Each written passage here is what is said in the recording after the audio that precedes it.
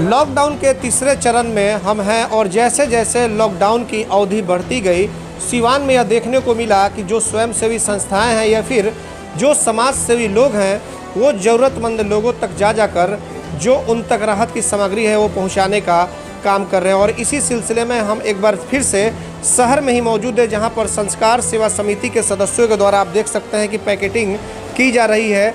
और यहाँ पे आटा, चावल, दाल, आलू, नमक, प्याज, तमाम तरह की खाद्य पदार्थ से जो जुड़ी चीज़ें हैं उन सभी को एक पैकेट में बंद किया गया है, बिल्कुल साफ़ सुथरे तरीके से। आप देख सकते हैं यही वो पैकेट है।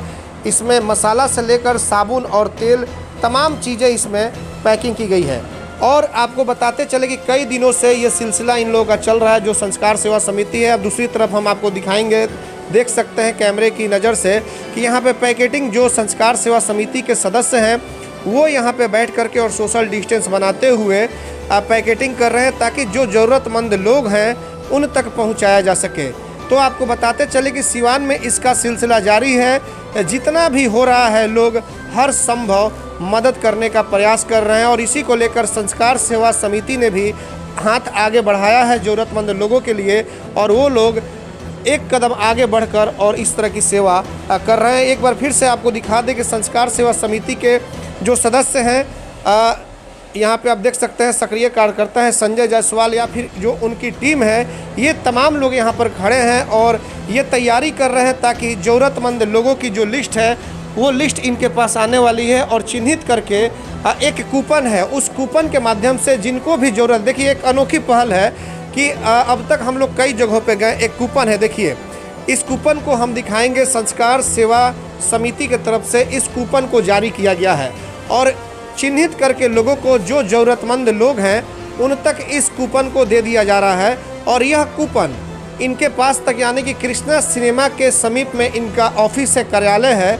और वहाँ पे जो लोग भी आएंगे तो इस कूपन के माध्यम से उन्हें अनाज यानी कि राहत की सामग्री एक थैले में पैक करके दे दी जाएगी, जिसमें आटा, चावल, दाल, प्याज, आलू, तेल, नमक, तमाम तरह की खाद्य पदार्थ उसमें पैकेट में बंद है। और इसको लेकर के हम बात करेंगे, संजय जायसवाल यहाँ पे मौजूद है, इनसे कि क्या कुछ तैयारियां हैं और ख़ास करके जो कूपन सिस्टम है, इस तरह की सोच कैसे आपकी आई? पहले तो हम लोग संस्कार सेवा समिति की तरफ से पूरे सिवानवासी को धन्यवाद देते हैं। और ये कूपन एक बार हम लोग वार्ड में बांट रहे थे तो उसमें भीड़ इकट्ठा हो जाता था बहुत काफ़ी, तो सोशल डिस्टेंसिंग का मतलब उसमें हनन होता था। तो हम लोग क्या किए कि कूपन सिस्टम बना दिए कि हम लोग डोर टू डोर हर वार्ड में जाते हैं और कूपन एक चिन्हित करके उनको देते हैं और वो आके कार्यालय पे आके वो राशन ले जाते हैं। तो ये जो सिलसिला है ये कब से आप लोग का चल रहा है? ये पहला चरण चला, फिर दूसरा चरण चला, अब ये तीसरा चरण भी चल रहा है हम लोग का, और आगे भी चलता रहेगा। अभी तक हम लोग 950 आदमी को ये राशन दे चुके हैं। तो आपने सुना कि लगभग 950 ज़रूरतमंद लोगों तक ये सहायता पहुंचा चुके हैं। कुछ और भी इनके टीम के सदस्य हैं, इनसे जानेंगे कि जो आप लोग पैकेटिंग कर रहे हैं उसमें क्या कुछ है ज़रूरतमंद लोगों के लिए जो आप लोग देने का काम कर रहे हैं। उसमें हम लोग चावल दे रहे हैं, आटा दे रहे हैं, आलू है, प्याज है, मसाला है, तेल है, साबुन है, मास्क है, दाल है, जो भी ज़रूरत की चीज़ें हैं वो हम लोग सब इस पैकेट बना के सबको दे रहे हैं। तो ये जैसे कि कैसे कूपन अगर आप दे रहे हैं तो कूपन के माध्यम से कैसे लोग संपर्क कर रहे हैं आपसे? कूपन हम लोग दे देते हैं, वहाँ कूपन देने के बाद हम लोग बाकायदा सबको गाइड कर रहे हैं कि आप यहाँ पे आएँ। इसमें कूपन में मोबाइल नंबर भी है, सबको कांटेक्ट कर रहे हैं। बाकायदा हर नियम के तहत यहाँ लोग आ रहे हैं। सोशल डिस्टेंसिंग का हम लोग पालन भी कर रहे हैं कि किसी भी तरह से उस चीज़ को उल्लंघन ना हो, क्योंकि ऊपर से जो भी आदेश आ रहे हैं उसके बाद सब उसी आदेश के अनुसार सब काम कर रहे हैं हम लोग। कुछ और भी लोग यहाँ पे मौजूद हैं। ये बताइए, जो कूपन आप लोग दे रहे हैं, क्या उस कूपन में कुछ कोडिंग भी हो रही है जो लोगों तक दी जा रही है? और वो लोग अगर ले करके आ रहे हैं तो कैसे आपको पता चल रहा है कि वो आ रहे हैं, उन्हें सामान देना है? देखिए, हर कूपन पे नंबर डाला हुआ है हमारा, एक से लेके जितना कूपन है सब पे नंबर डाला हुआ है और बाकायदा हम नंबर के हिसाब से हम अपनी पैकिंग भी तैयार कर रहे हैं। अगर आज हमने 50 कूपन बांटा है तो हमको नंबरिंग याद है कि इस नंबर से इस नंबर तक मैंने बांटा है, तो उस हिसाब से हम लोग की पैकिंग हमेशा तैयार रहती है कि कोई भी आए तो रिटर्न ना जाए और सबके पास राशन मुहैया हो जाए, क्योंकि किसी को भूखा सोना बहुत तकलीफ़ की बात है और हम लोग यही चाहेंगे कि हम लोग रहते कोई भूखा ना रहे। बस तो क्या लक्ष्य आपने रखा है, जो कूपन देने का लक्ष्य है प्रत्येक दिन का, क्या है, कितने कूपन आप देंगे? देखिए, मिनिमम हम लोग तो चाहते हैं कि 50 से 100 घर चले जाएं, लेकिन जो हालात है अभी कोरोना की वजह से हम लोग को खुद की ही बचाव करनी पड़ती है।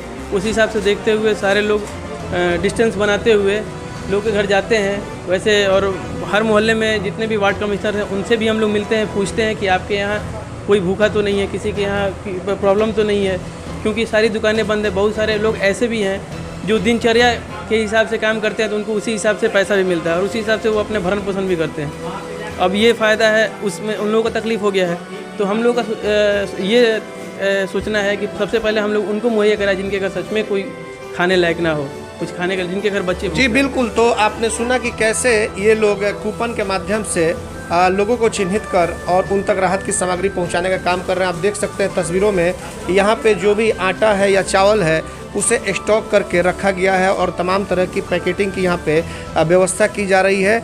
लॉकडाउन 17 मई तक है, उसके बाद क्या कुछ होगा केंद्र सरकार पे निर्भर करता है, लेकिन जिस तरह से अभी स्थितियाँ सिवान की सामान्य है, वैसे में जिलाधिकारी के द्वारा दुकानों को भी खोलने के आदेश दिए गए। एक बार फिर से हम संजय जी से बात करेंगे। संजय जी, आपसे एक बार ये बात करेंगे कि गरीब जो लोग हैं उन्हें तो हम और आप पहचान पा रहे हैं, लेकिन कुछ ऐसे लोग हैं जो मध्यम वर्ग के लोग हैं जिन्हें हम लोग नहीं पहचान पा रहे हैं और वो शर्म से आपसे या हमसे अगर कुछ नहीं बोल रहे हैं, तो उन लोगों को कैसे आप चिन्हित कर रहे हैं? क्योंकि हो सकता है कि वो रोज़ कमाने खाने वाले हैं और नहीं कुछ बोल रहे हैं, तो हो सकता है उनके घरों में खाना नहीं बनता होगा।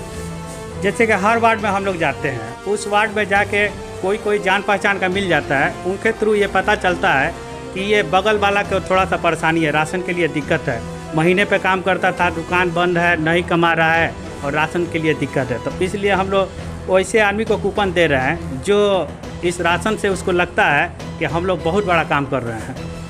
और लॉकडाउन अगर ख़त्म हो जा रहा है 17 तारीख के बाद, उसके बाद भी हो सकता है कि महामारी ये लौटे नहीं, हम लोगों के बीच में ही रहे, और उसके बाद से भी हो सकता है कि गरीब जो लोग हैं वो उनकी परेशानी ज़्यादा बढ़ जाए। तो क्या कुछ इसके लिए भी आपने सोचा है?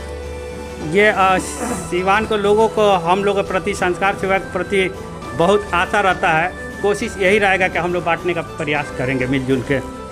जी बिल्कुल। तो आपने सुना कि संस्कार सेवा समिति के कई सदस्यों से बातचीत हुई और साफ तौर पर उनका यह कहना है कि संस्कार सेवा समिति शुरू से असहायों की मदद करती रही है और आगे भी इसी तरह से करती रहेगी। जैसा कि आपने देखा कि एक अनोखी पहल है, कूपन के माध्यम से अनाज का वितरण किया जा रहा है, कोडिंग के साथ कूपन दे दी जा रही है और ज़रूरतमंद जो लोग हैं उन्हें चिन्हित कर इस तरह का सराहनीय कार्य करने का काम कर रही है, जो कि सिवान की एक प्रसिद्ध संस्था है संस्कार सेवा समिति, उसके सदस्यों के द्वारा।